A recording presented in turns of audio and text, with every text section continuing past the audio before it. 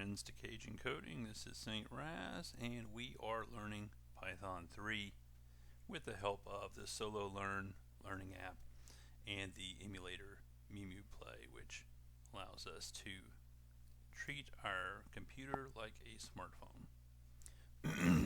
Pardon me.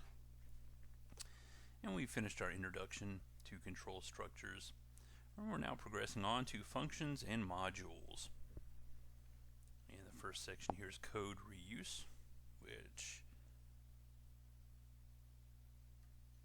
will be made, importance of which is going to be made evident here. Code reuse is a very important part of programming in any language. Increasing code size makes it harder to maintain.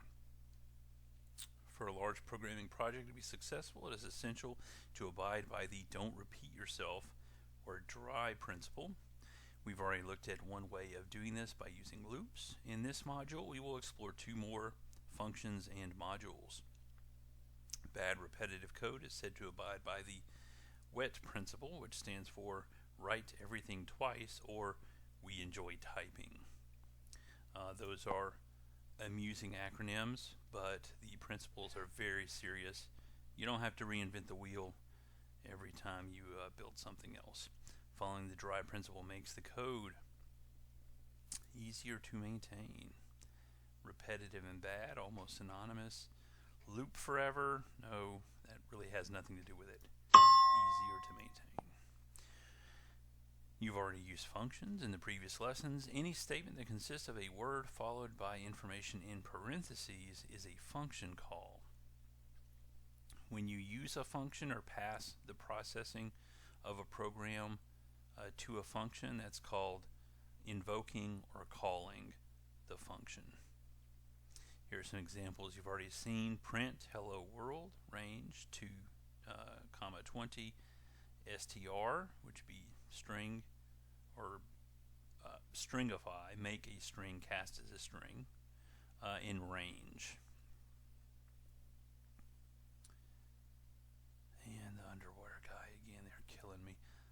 The words in front of the parentheses are function names, and the comma separated values inside the parentheses are function arguments. In the arguments inside the parentheses, sometimes those are called parameters, but that's information that we're sending to the function that it may need in order to do the processing that it does. Sometimes those are redundant, sometimes they're optional, other times the function will not work at all unless it gets the right data there. How many arguments are in this function call? And in this case, we are calling the range function. Range absolutely has to have at least one argument, but it can have up to 3, as in this case. The arguments are separated by commas, usually not a comma behind the last argument there. But there are 3 arguments in this instance.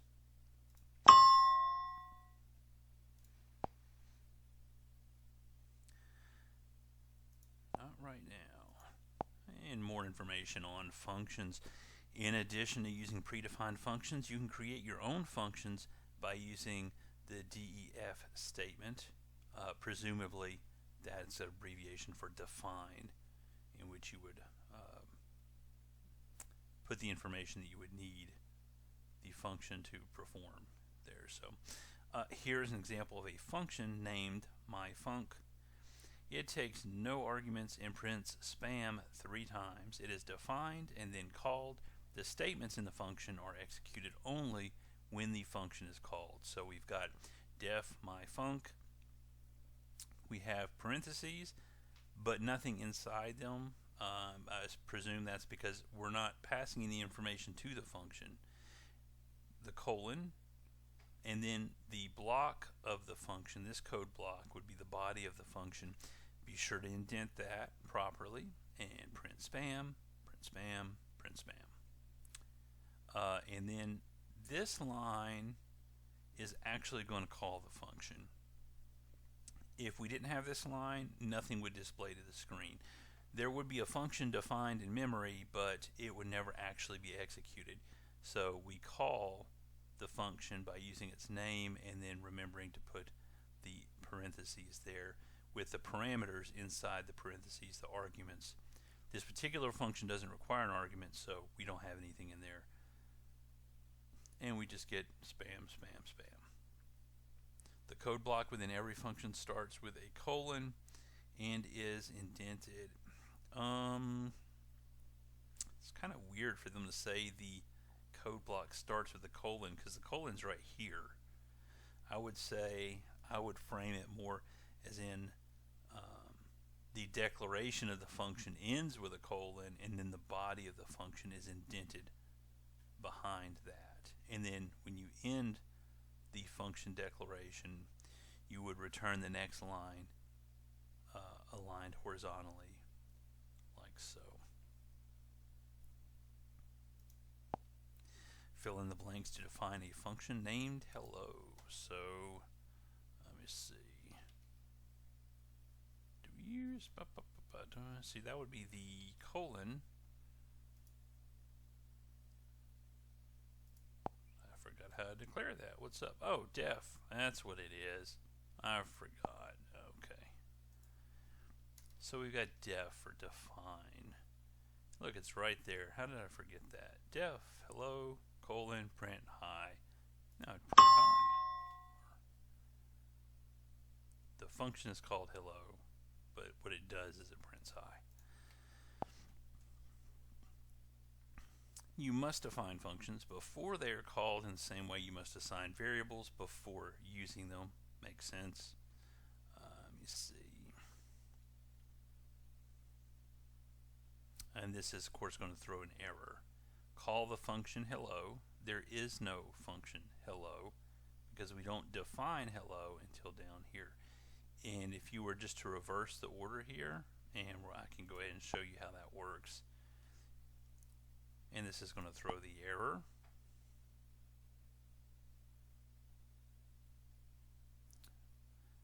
But if we take this and we place it down here,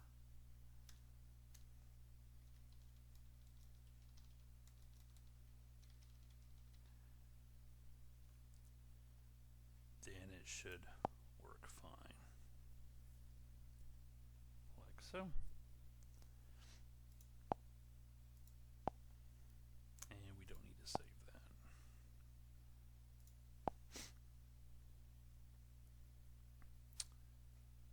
And it invites us to play around with the code a little bit.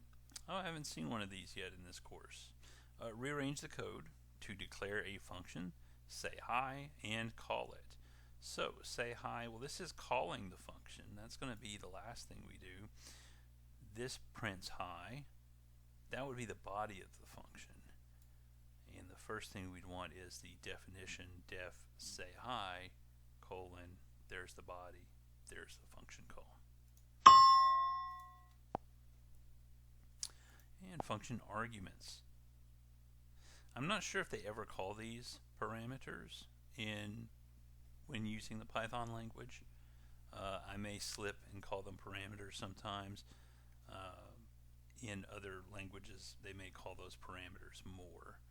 But they call them arguments here, so I'll try to be consistent in calling these arguments. And arguments are is the information you give to a function when you call it, and it often will perform computations or perform actions on that information. Now, functions take different numbers of arguments, and sometimes they don't take any arguments at all because it's not necessary for them to operate. This is a function that takes one argument. Print, let me see, print with exclamation. We're passing in the word argument, and then print word plus, and then the exclamation point. Now down here you'll say print with exclamation spam. This is input that we're putting in for the program. So we're putting in print with exclamation, calling the function, passing in spam, calling the function, passing in eggs, calling the function, passing in Python, and the output would be spam, eggs, and Python with that exclamation mark appended to the end there.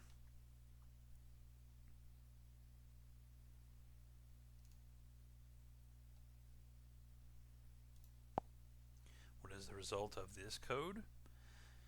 Let's see, define print double x, print 2 times x, print double, and we're passing in 3.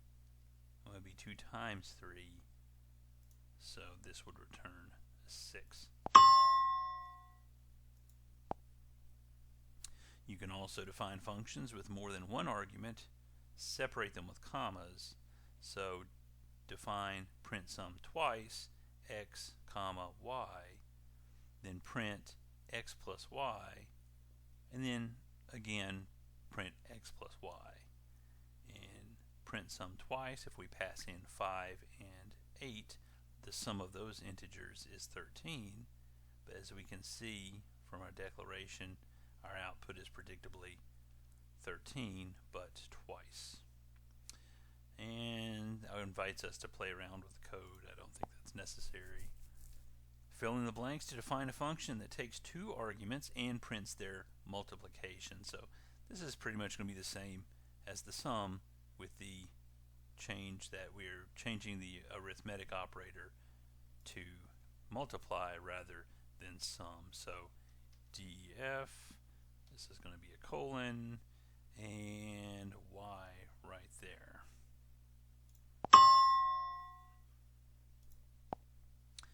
Function arguments can be used as variables inside the function definition.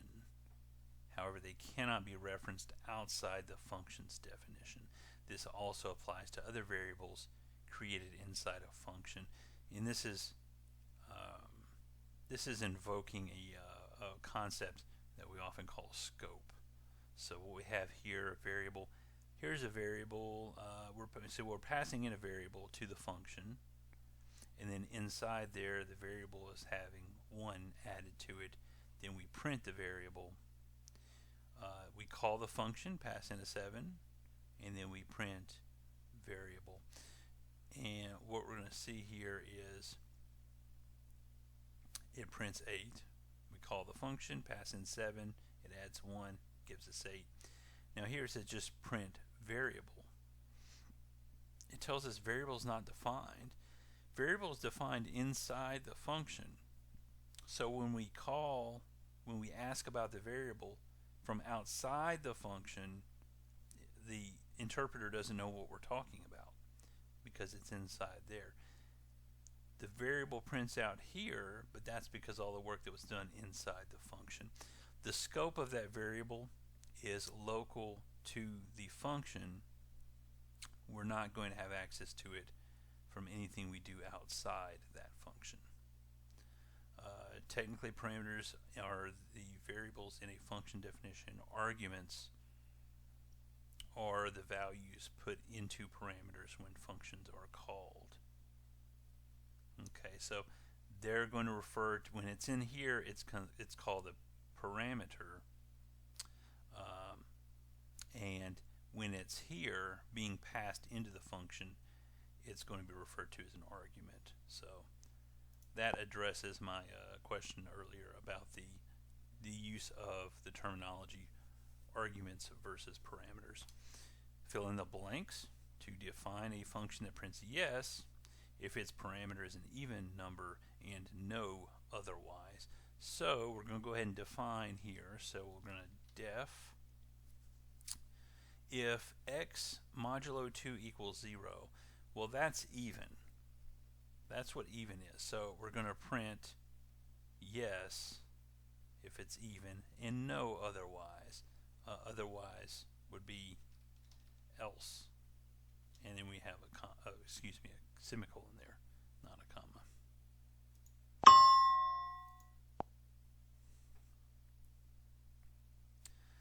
And then we have returning from functions.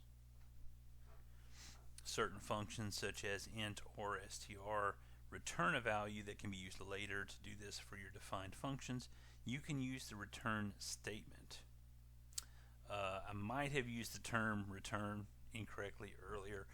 What I should have said is that it prints or it displays. Technically, we haven't had any functions return a value. Here we say we have def max x y. If x is greater than y, return x, else return y, print max for 7, z equals max 8, 5, print z. And the result of that would be that the 7 is greater, so return 7, z equals max 8, 5. Here we're calling the max function, and we're taking the value that returns, which by the way is 8, and assigning it to our new variable z, and then here we print z, which is 8. The return statement is similar to the argument principle. The argument is information that we pass into the function. The return statement passes information from the function to what called the function, which could be the main thread of the program, or it could be another function. Functions sometimes call one another. So return statement cannot be used outside of a function definition. There's nothing to return to if you're in the main thread of operation. So that would throw an error. Fill in the blanks to define a function that compares the lengths of its arguments and returns the shortest one. Here, def shortest string xy if len x is less than or equal to, and that would be len y. See, returns the shortest one. So if x is less, then we would, we don't print, we're return x. Otherwise, we return y.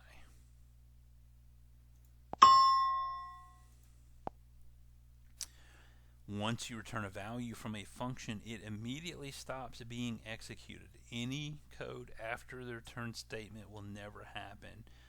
For example, def add numbers x, y, total equals x plus y, return total, print, this won't be printed, print, add numbers 4, 5. What this is going to do is it's going to return 9, the sum of 4 plus 5.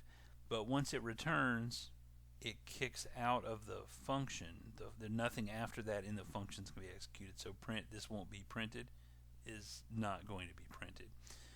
It does look like it actually displays the 9. So when it returns, it does display the 9 to the screen using Python. I didn't know whether it would do that or not. I thought you might have to have a print statement there for the returning value. But in Python, apparently it does that automatically, so we don't have to worry about that. And it offers to let us play around with the code there. What is the highest number this function prints if called? See, def, print numbers, print 1, print 2, return, print 4, print 6. What this function does when it's invoked is going to print 1, and it's going to print 2. Then it returns. Because it returns, it's never going to print 4 and 6. So the highest number it would print would be 2. Notice that it's return. Just return. It doesn't say it's returning anything. And that's okay. It can return null. It can return without returning anything.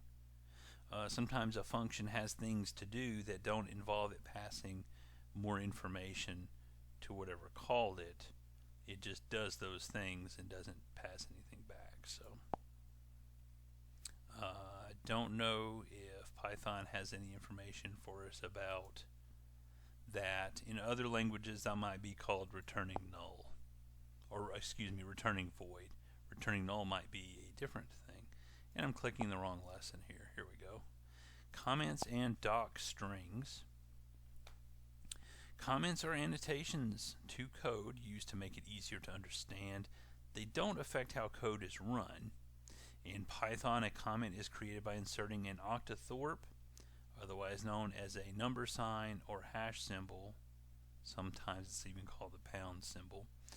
All text after it or on that line is ignored. all text after it on that line, not or on that line. So we've got x 365, y 7. Octothorpe, this is a comment. Print x modulo y, find the remainder. Print x floor division y, and then another comment. So what we're going to have is 1. This executes based on the values entered here. This line is not read by the interpreter, nor is this line or this line. This executes. The rest of the line is not read by the interpreter. Python doesn't have general purpose multi-line comments as do programming languages such as C, JavaScript, Java, HTML actually, which is not exactly a programming language, it's a markup language, but it does have features like commenting and multi-line comments.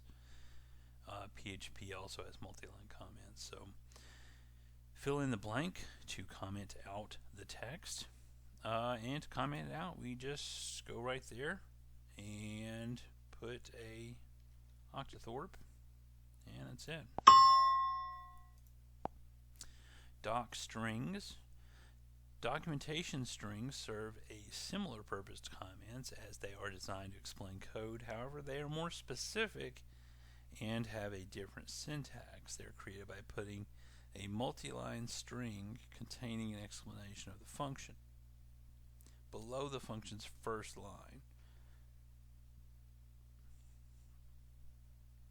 So here we've got a function we're defining here. So def shout, it's going to receive the word argument, and we've got the colon there.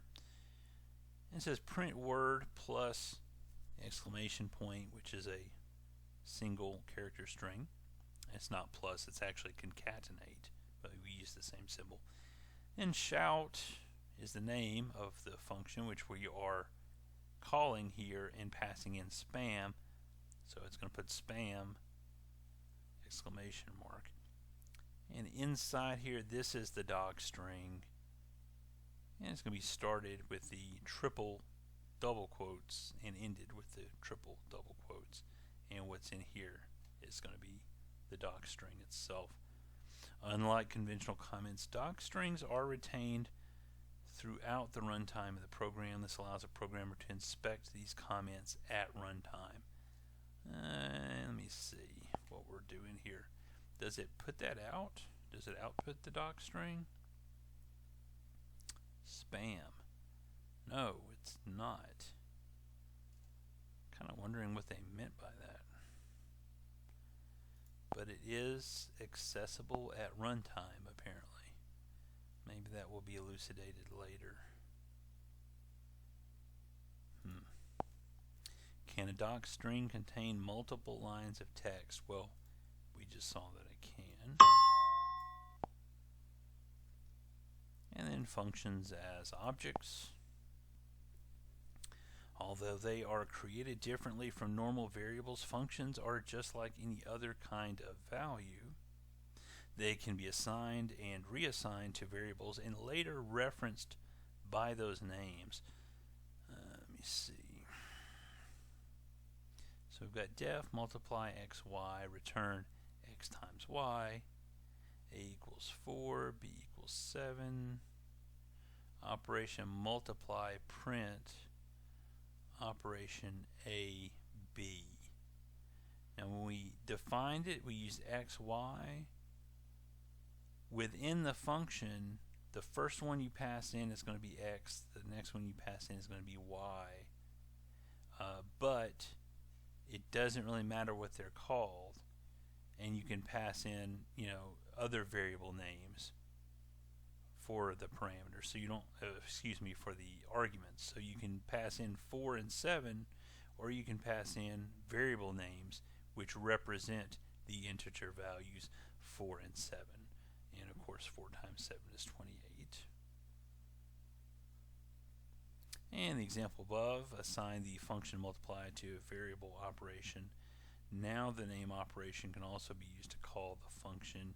Oh, I almost forgot about that. This line right here is kind of the point of the lesson here. We define multiply as the name of the function.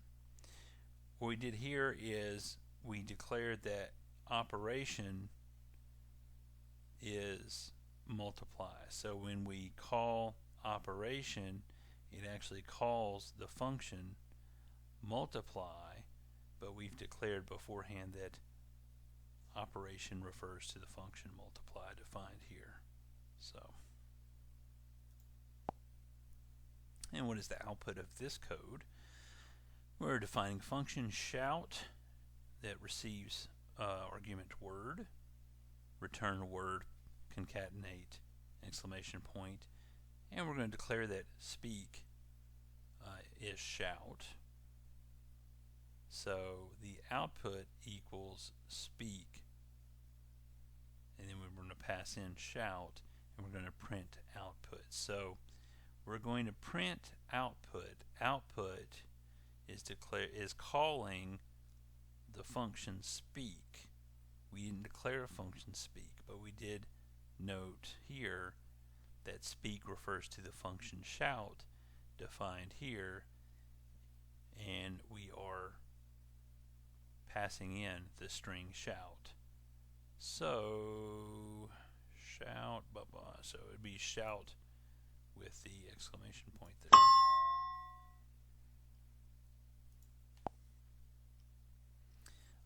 You usually are not going to be bouncing around and changing names like crazy like that, but you should get used to tracing the logic there as a good exercise in following the code.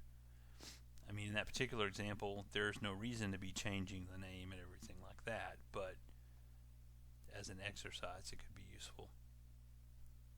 And here we say it says functions can also be used as arguments of other functions. So you can pass a function into another function. Let's see, def add xy, return x plus y, define do twice, and then that's going to take function func as an argument and xy, return, and now we're calling func, but we're also calling a call to func, which takes in x and y, and then we're also passing in another func xy. A is going to be 5, B is going to be 10, so we're going to print do twice and then pass in add and AB, and the result of that is going to be 30, which is see 30, why is it 30? Let me see. Do twice, then we're passing add and AB. So we'll call do twice, we're going to pass in func,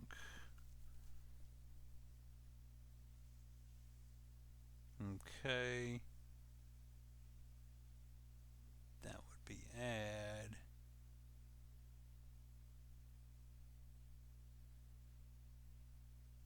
do twice, add, and that is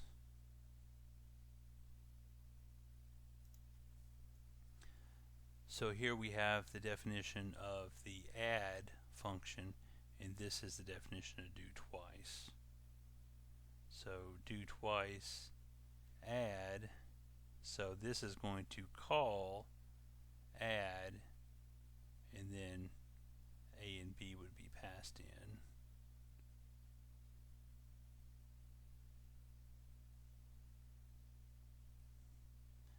And as you can see, a function do twice takes a function as its argument and calls it in its body.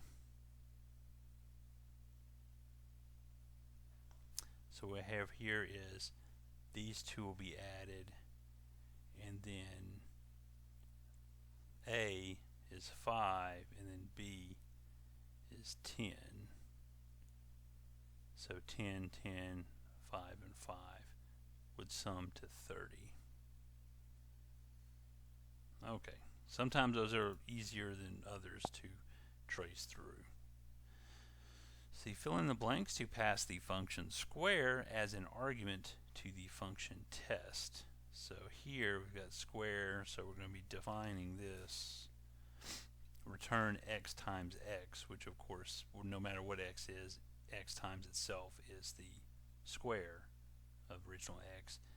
As an argument to test, def test func x. This is the definition, needs to end with a colon. Print func x. So test, so this would be square. So we're calling the function test, and we're passing in the function square as one of the arguments there.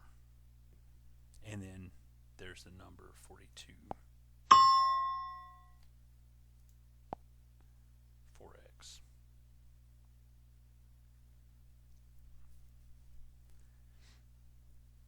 Scrolling out. Here we go. Wasn't scrolling for a second.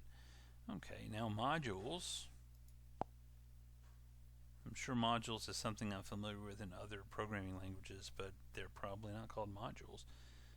Pieces of code that other people have written to fulfill common tasks, such as generating random numbers, performing mathematical operations, etc.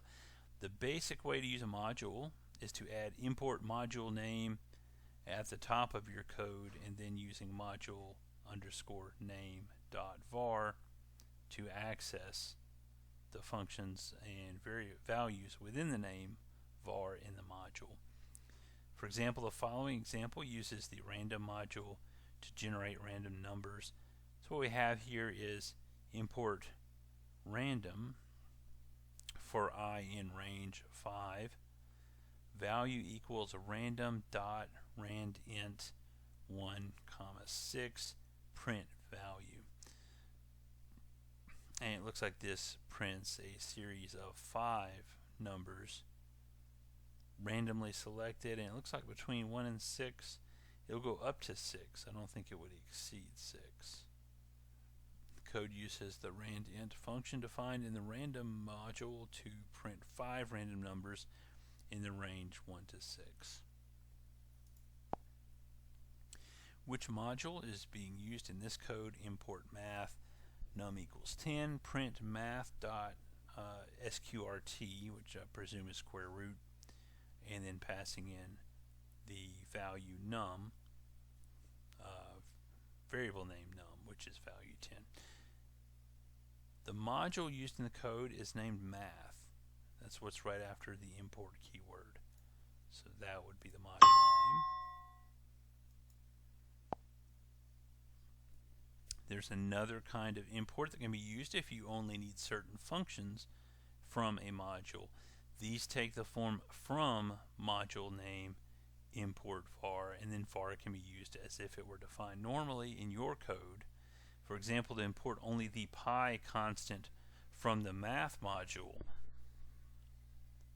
the program would say from math import pi print pi, and the result would be pi to what, the 10th or 12th place there.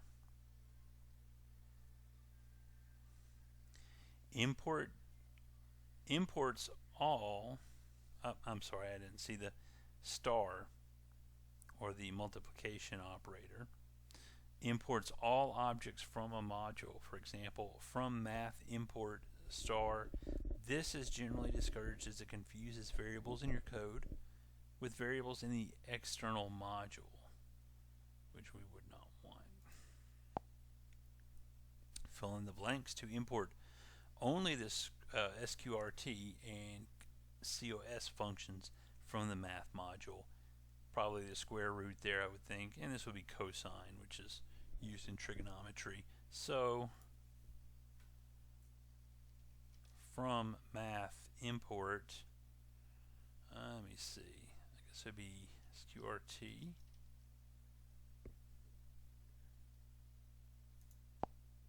It doesn't like that. Import only the sqrt. Oh, I bet it's a comma. Is it a comma? Yeah, there it is. You need to separate those with comma. rather than just a space. The names of these don't allow spaces, so I thought maybe the space would be an adequate separator, because SQRT space COS is not a valid name because it contains a space. But it looks like they prefer you have a comma in there as a delimiter. Trying to import a module that isn't available causes an import error. Import some module, no module named some module. Trying to import a module that isn't available causes an import error, which looks suspiciously like the text of our lesson. Trying to import a module that isn't available causes an import error. What error is caused by importing an unknown module? Import error. Modules. You can import a module or object under a different name using the as keyword. This is mainly used when a module or object has a long or confusing name. For example, from math, import sqrt as square root. Print square root 100, which is 10, 10.0, since it is a float data type. And what is the output of this code? Import math as m, then print math dot square root 25. Let me see. I think it's going to throw an error. Could be 5. However, since we're importing it as m, my instinct is to say that once you import it as m, we've changed the name to m, and that calling math is no longer going to work. Could be either way. I want to say an error occurs. Yep. So if you import it as something else, you got to stick with that other name. Otherwise, it will not know who it is that you're talking about. And next topic, the standard library and PIP. I have no idea whatsoever what PIP is. There are 3 main types of modules in Python: those that you write yourself, those you install from external sources, and those that are pre-installed with Python. The last type is called the standard library and contains many useful modules. Some of the standard library's useful modules include string, datetime, math, random, os, multiprocessing, subprocess, socket, email, JSON, doc test, unit tests, PDB, arg, parse, and sys. Tasks that can be done by the standard library include string parsing, data serialization, testing, debugging, and manipulating dates, emails, command line arguments, and much more. Python's extensive standard library is one of its main strengths as a language, and a lot of this stuff, don't be intimidated if you don't know what that is. Most of that is not as complicated as you might fear, but we take things just one at a time. Fill in the blanks to import the math module. Obviously, we're going to import math. The standard library. Some of the modules in the standard library are written in Python. Some are written in C. Most are available on all platforms, but some are Windows or Unix specific. We won't cover all the modules in the standard library. There are simply too many. The complete documentation for the standard library is available online at www.python.org.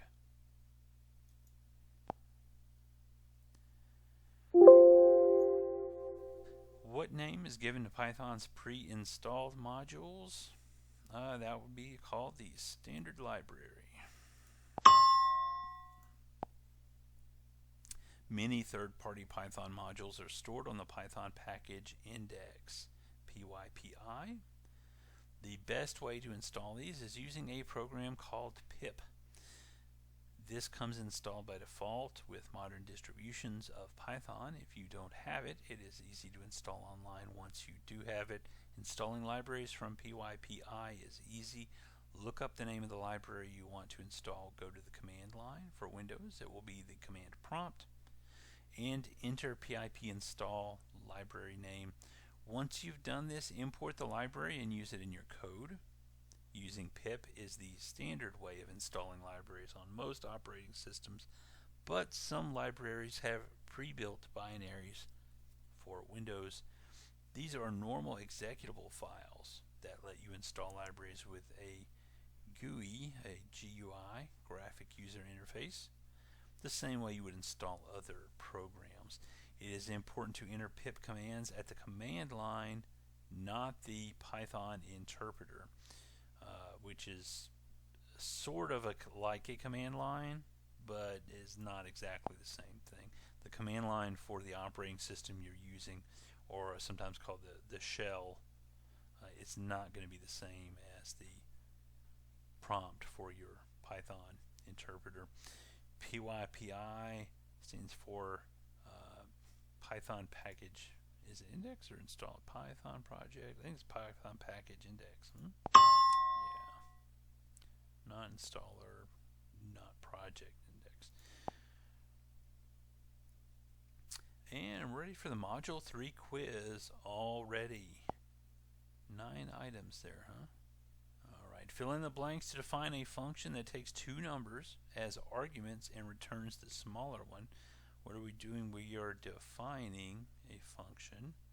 If x less than or equal to y, and that's conditional, so we end it in a colon, return x, else otherwise we return y. Rearrange the code to define a function that calculates the sum of all numbers from 0 to its argument. Well, we're defining a function, so we're going to have to do the def there. Returning would be the last thing that it does. Sum of all numbers from 0 to its argument, so we're going to grab that range.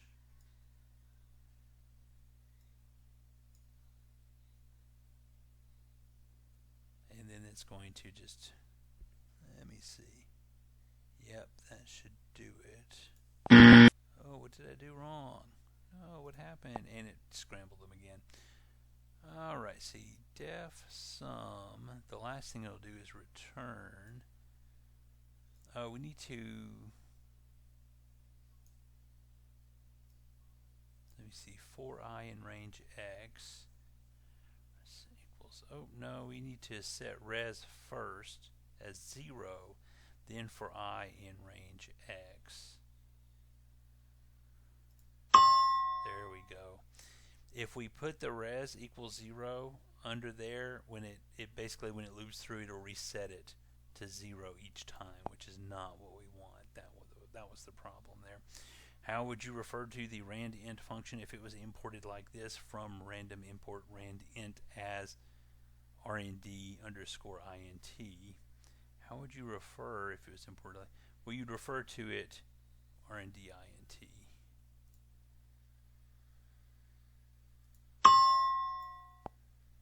What is the highest number output by this code? For I in range x, print I, return, print 9. Well, the highest one would be 9 because it doesn't include x. Oh, what did I do? Is it really, it's going to be 10? Oh, I think it would be 10. Would it? No. See, it doesn't print num x. For I in range x, print I. Oh, wow, look at this. It returns. So print I, then return. So it only does the very first one. It would be 0. Very tricky. Be careful with those. I'm running through these too fast, actually. That's why I made the mistake. What is the output of this code? Def func x, res equals 0. For I in range x, res, which is we declared up there, So it'd be I, that'd be 0 plus 0, return res, see print func 4, so we got 4 in there. So it should be just what we passed in, I believe. What did I do? Let me see. See, res equals 0, def func 0 plus equals I.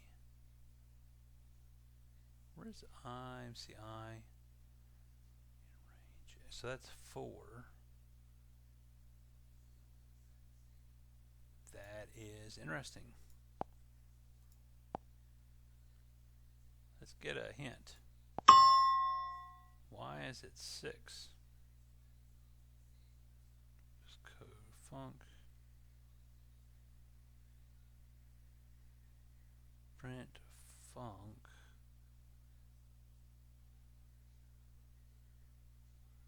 4. Why the heck is, let's look at the comments. What am I missing here? Res plus equals I is the same as res equals res plus I.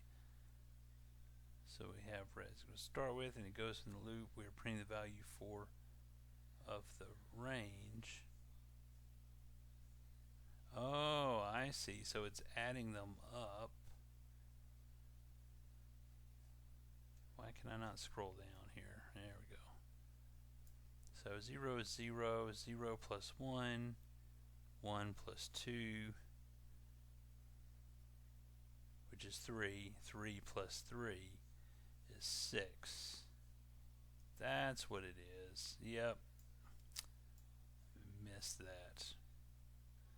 So yeah, the comments, I don't know how well moderated the comments are, but I haven't seen anything, you know, profane or toxic or anything like that. So I think generally a pretty safe environment. But comments are a good way to learn about what you might be missing with things like that. So, alright, I think this is another section that we've completed here. Is this an ad? Of course it's an ad. And functions and modules. So we're going to be moving on to exceptions and files in next section. So it's going to be a lot of fun. We're going to learn a lot of great useful stuff. So thanks again for tuning in, guys. Appreciate you here at Cajun Coding. And as always, like, subscribe, recommend the channel. Questions, comments, critiques, and requests are always welcome. Talk to you guys next time. See y'all later.